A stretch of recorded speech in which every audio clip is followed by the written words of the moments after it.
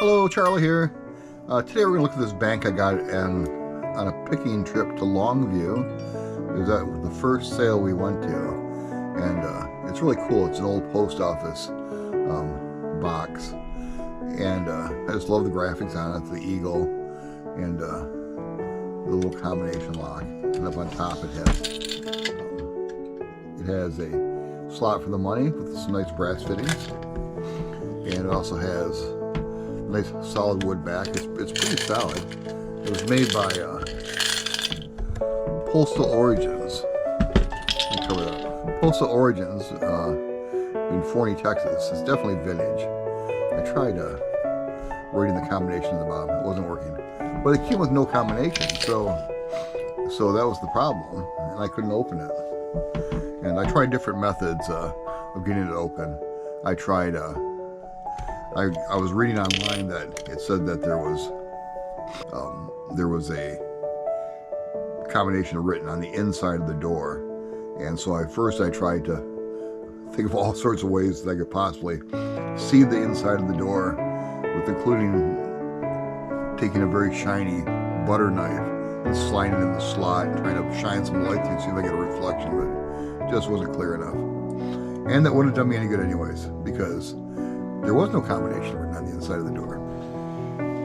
How I ended up solving that problem was I looked online and they gave some instructions, and the instructions that they gave were actually a little bit hard to follow. So I'm going to try to explain that slightly clearer to you. So on the tumbler, on the inside of the mechanism, maybe I can just show this to you by opening it real quick. So,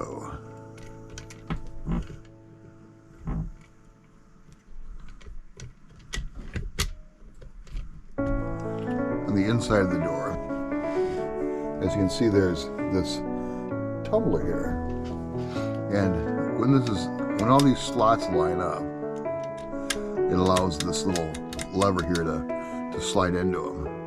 And how that match got in there, that's really strange.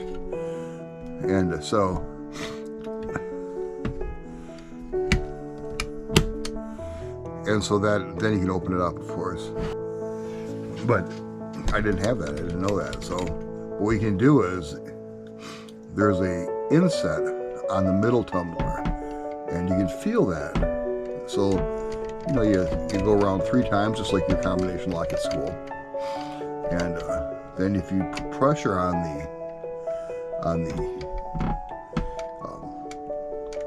inside on the knob on the latch and turn it, when it gets that thing, it falls into place and it kind of locks, and then the rest is just kind of simple. So you know the middle number, so you turn it 3 times, and so after 3 times you start with 1. Then you go past the 1, just like your combination lock when you're in high school, and go to your middle number, which you know now is 2.5. And then put pressure on it and kind of give it a little pull. And when you get to the right number, it'll open up. And you just do that with every number: 2, 3, 4, 5, 6, 7, 8. You should probably do the half numbers too, actually. So you start with 1, then 1.5, then 2, then 2.5, and just go all the way around. So with the middle number known, it decreases the amount of guesses you have to try. And it worked. I mean, it took me some time. It wasn't as easy as that. There is actually a false slot to fool people, usually directly across from the middle number. There's a inset directly across, and you can it'll fall into that also, and get hung up there when you're trying to find that. But I just played with it for a while, and it took a little time. It took several tries, but eventually I figured it out and got myself a nice bank with the combination. And it's really well made. It's really cool.